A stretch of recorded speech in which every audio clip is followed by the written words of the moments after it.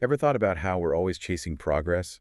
Like it's this treadmill we can't get off, Hmm. especially when it comes to the economy, right? Right.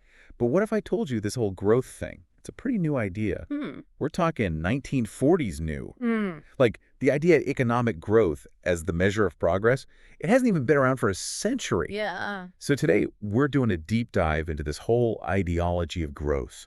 See how it connects to capitalism, colonialism, even how we think about time. Okay. Get ready for some surprises, because we're uncovering the unexpected origins of things you probably take for granted. By the end of this deep dive, you'll look at the future a little differently. It is pretty wild when you think about it. For most of human history, the economy wasn't this thing that constantly had to grow. Really? Yeah, like imagine societies where growth wasn't the ultimate goal. Hold on, seriously. For like thousands of years, people weren't freaking out about GDP every other second. Mhm. How did we go from that to, well, this? You kind of hit the nail on the head with that whole 1940s thing. So World War II ends, right? And the U.S. is on top. But there's this pressure from inside the U.S. with labor movements gaining traction and from outside with, well, communist ideologies on the rise. Ah, okay. Yeah. So it's like economic growth became this dot weapon, like a Yeah. way to prove one system was better than the other. You got it. That's where GDP comes in, gross domestic product. It was this new way to measure success, to compare the capitalist and communist models.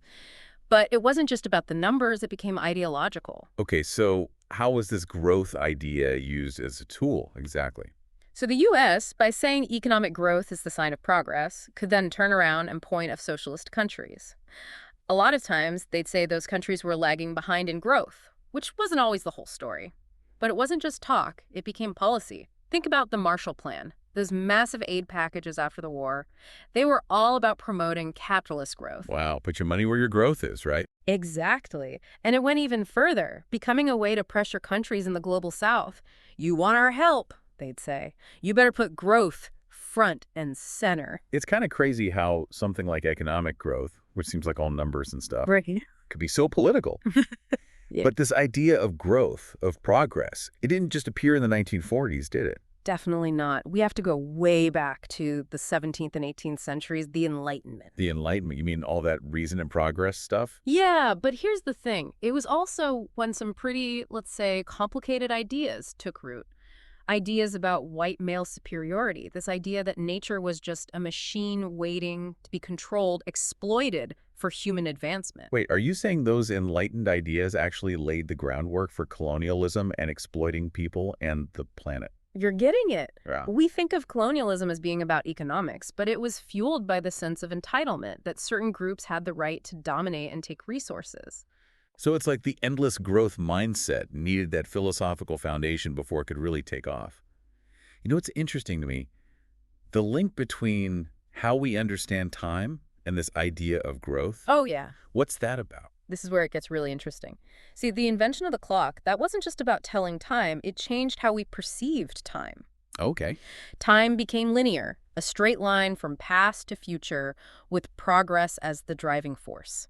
It was a huge shift from earlier, more cyclical views of time. So instead of the natural rhythms of life, it's all fiscal years now. Exactly. And this linear time idea, it went hand in hand with the idea of abstract space.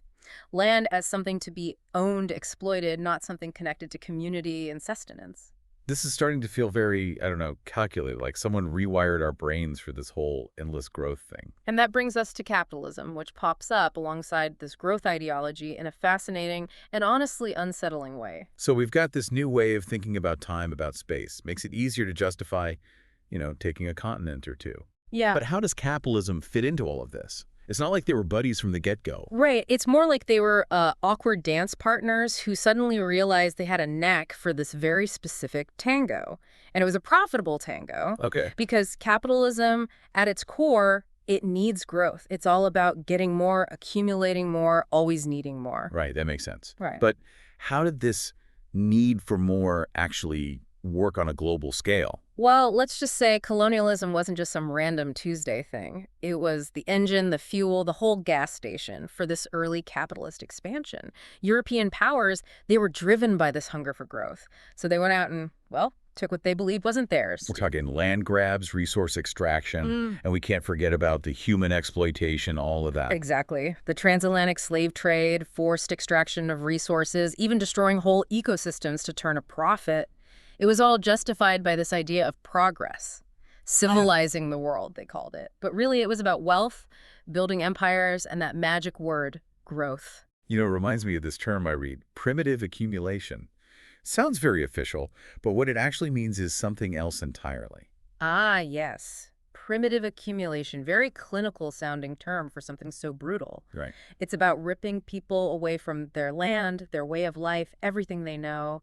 It's about creating this whole class of people who have no choice but to sell their labor just to survive. So it's not just about taking stuff, it's about transforming entire societies Mhm. to fit into this growth-dependent system. Exactly. Imagine communities that were self-sufficient, living in harmony with their environment, suddenly forced into a system where they have to work for someone else just to get by. Wow. And in a way, isn't that where a lot of us are now? Stuck in this system where the economy has to keep growing just so we can keep our heads above water. It's something to think about, isn't it? That promise of growth, progress, it's so ingrained in our lives and how we define a good life. Even questioning it can feel impossible. But that's exactly what we need to do. We have to question it. Because, yeah, growth has brought advancements, but it's also come at a cost, a big one. Absolutely. We can't deny that growth has led to amazing technology, better living standards for a lot of people, even social and political progress. It's important to recognize that. You're right. Like that whole Fordism thing, back Mhm. in the early 20th century, mass production and higher wages, the rise of consumer culture. Mm. I feel like for a lot of people, that really cemented the link between a strong economy and a better life. Fordism is an interesting example. On the surface, it seemed like everyone was winning. Right. But what we don't always talk about is that it also solidified what's called the imperial mode of life. Imperial mode of life. Okay, now I have to know more. What is that exactly? It's the idea that the comfortable lives people have in wealthier nations, those lives that are held up as the ideal, well, they depend on a system that's unequal and extractive. So you're saying our comfortable lives here are built on the backs of others. In a lot of ways, yes. The resources we use, the pollution we create, even the labor practices, we ignore those costs. They're pushed onto someone else, usually the global south or future generations. So the foundation of this whole growth-driven progress, Mm-hmm. it's not very stable. That's one way to put it. And that brings us to where we are now, where those promises of endless growth are starting to sound a bit hollow. We're seeing inequality grow even as economies grow. And the ecological crisis, that's a sign that we can't outrun the limits of our planet. It's like we're stuck. We need growth for jobs, for new ideas, for all that progress. But that same growth, it's pushing us towards, well, disaster. The climate, inequality, it's all connected. Exactly. The promises of growth, they're running up against reality. Our planet has limits, and we can't ignore that anymore. It's like we built this system on, I don't know, sand. Some would even say it was flawed from the start. We can't just patch it up. We have to rethink the whole thing, the foundation of how we live. So then where do we go? Can we even imagine a future where progress isn't about how much we buy, how much stuff we make? That's the big question.